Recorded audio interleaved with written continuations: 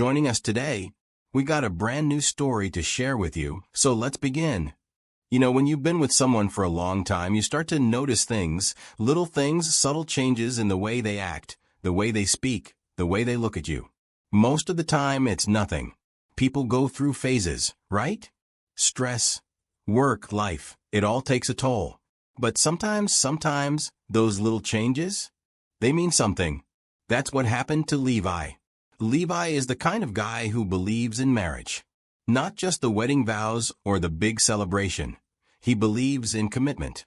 When he married Hallie, he meant every word. He was faithful, he was supportive, and he never gave her a reason to doubt him. He wasn't perfect, but he tried. And for the longest time, he thought they were solid. However, something about Hallie's behavior hasn't sat right with him lately. It wasn't just one thing. It was a series of small, unsettling changes, things that on their own wouldn't be a big deal. But together, they painted a picture he wasn't sure he wanted to see. It started with her phone. Hallie had always been on it, sure, but now it was different. She was constantly texting, her attention locked on whatever conversation she was having.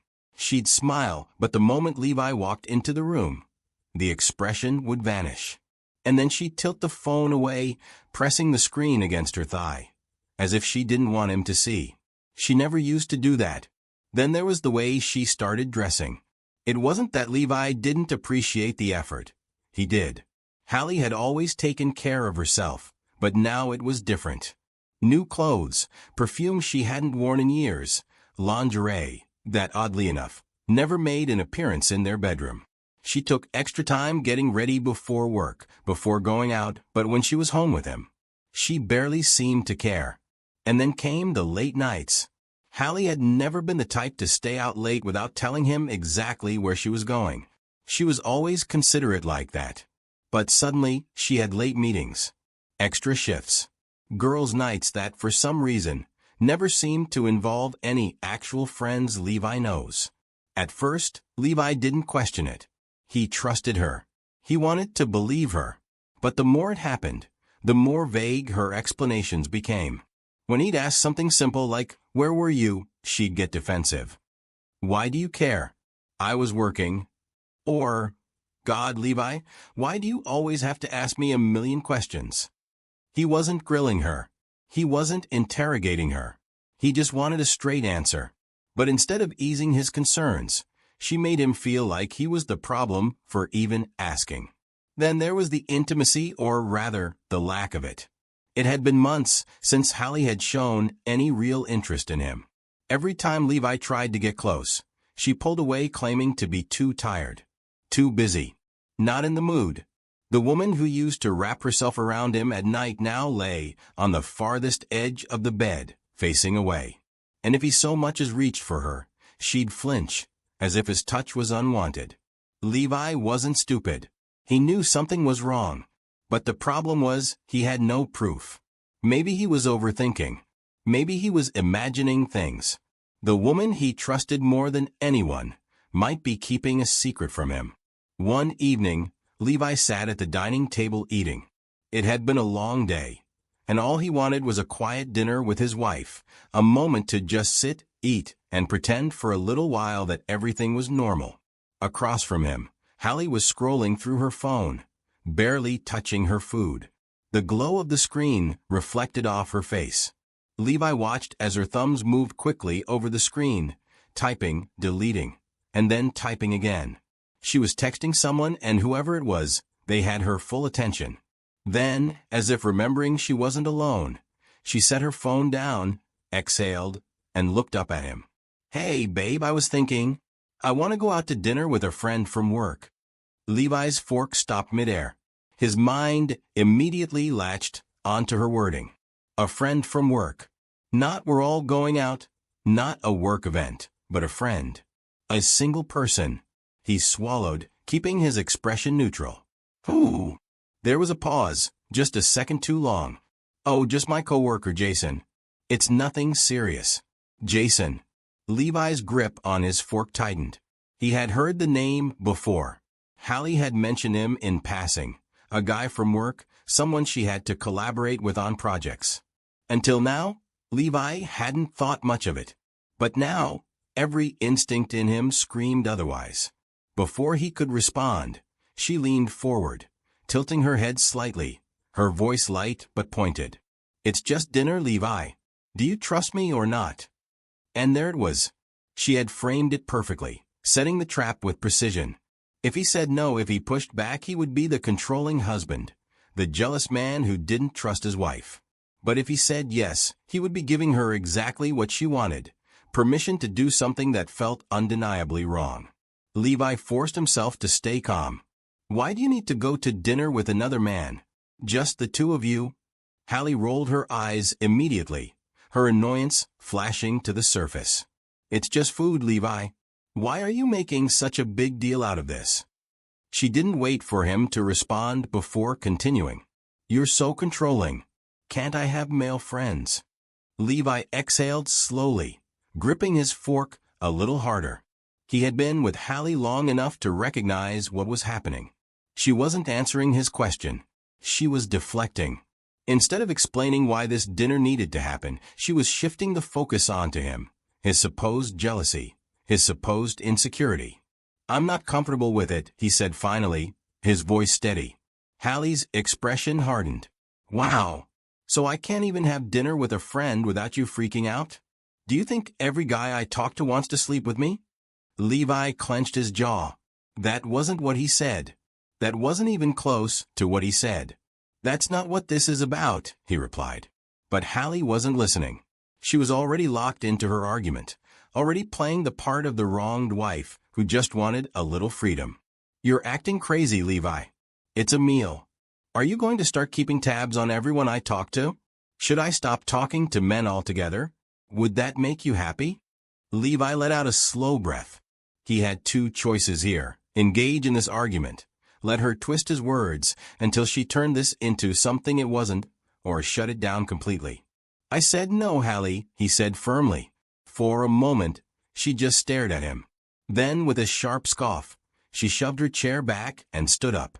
"You know what? Forget it. I don't need your permission."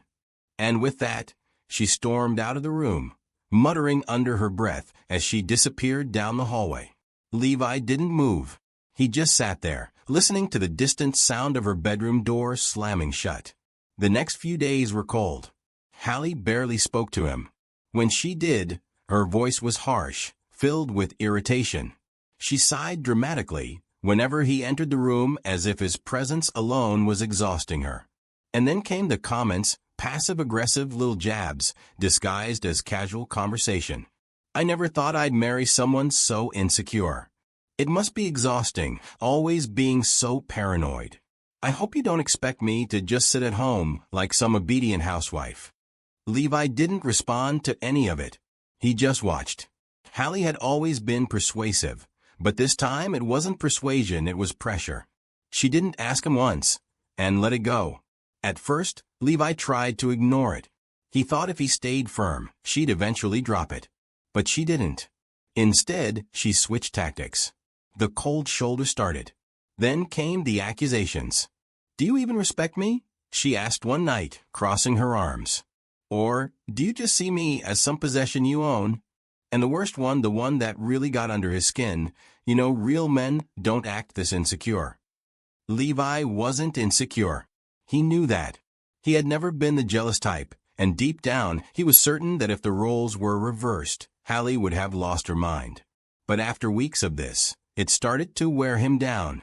He was exhausted, tired of fighting, tired of feeling like the bad guy. So one evening, just to end the argument, just to prove to her that he wasn't controlling, he agreed. The moment the words left his mouth, her entire demeanor changed. She brightened up instantly. It was like she had expected him to cave, like she already had plans in motion. And maybe she did. Levi watched her carefully on the day of the dinner. She didn't just pick out an outfit. She spent extra time getting ready, styling her hair, picking the perfect dress. She spritzed on perfume, the expensive one she usually saved for special occasions. She checked herself in the mirror more than once, adjusting, smiling, anticipating. By the time she was ready to leave, she looked excited. That was when it hit him. This wasn't about trust. This was never about trust. This was about her pushing boundaries, testing him, seeing how much she could get away with. This wasn't just dinner.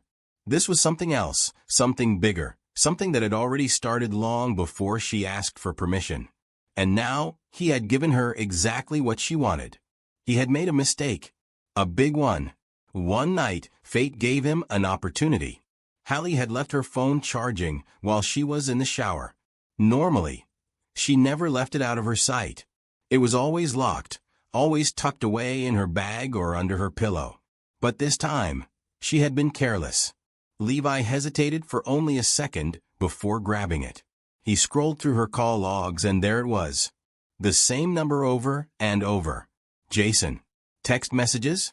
Even worse. She had deleted most of them, but the ones he found were enough. No messages like that should ever exist between a married woman and another man. Levi felt his stomach drop. He wanted to throw the phone across the room. Instead, he placed it back exactly where he found it. Bursting in with accusations wouldn't help him.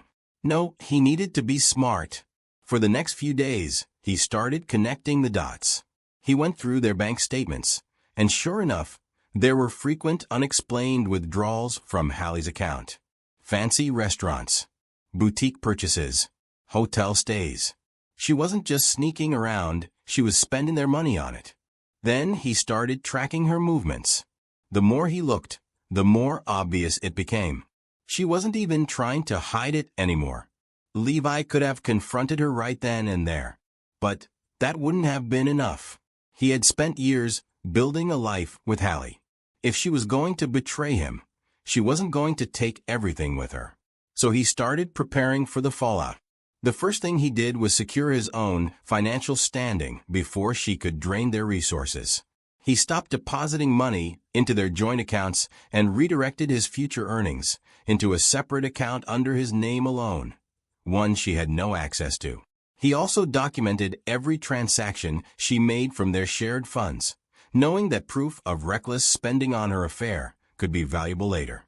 Instead of making rash, easily traceable financial moves, he consulted a financial advisor to ensure everything he did was legally sound. The second thing he did was gather legal evidence. He started documenting her absences, keeping track of every time she worked late or came home smelling like another man's cologne. He even went a step further. He hired a private investigator. If Hallie thought she was being discreet, she was about to learn the hard way that she wasn't. The third thing he did was the hardest. He was emotionally detached. Instead, he just watched. He observed her like an outsider. And the more he watched, the clearer it became. She wasn't just cheating. She was waiting for the right moment to leave him. And the worst part? She thought she had already won. Hallie became bolder. She stopped pretending. She didn't bother to hide her smiles when texting Jason. She barely acknowledged Levi when she came home. She started dressing up even more, looking radiant before heading out, while Levi sat in silence, knowing exactly what she was doing. Then came the night that erased any lingering doubts. Levi had just stepped out of the bedroom when he heard her in the hallway, speaking softly into her phone. "I can't wait to be with you for real." She was planning her exit. She was planning a future without him. What she didn't know, Levi was already 10 steps ahead. One night, Hallie walks into the house. She drops her purse on the counter, takes off her shoes, and lets out a deep sigh. Levi watches her from the couch, already sensing that something is coming. She's been distant for weeks now, barely speaking to him. Whatever illusion of a marriage they had left was hanging by a thread, and tonight it was about to snap. Without much build-up, she finally says it. "I think we should separate." No hesitation. Just a flat, casual statement. Levi doesn't react right away. He just sits there looking at her, waiting.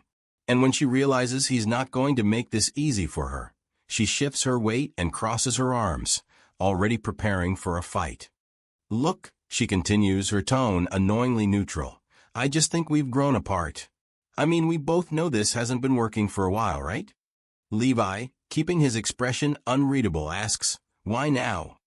Hallie blinks, clearly not expecting him to be so calm about it. Because I can't keep pretending.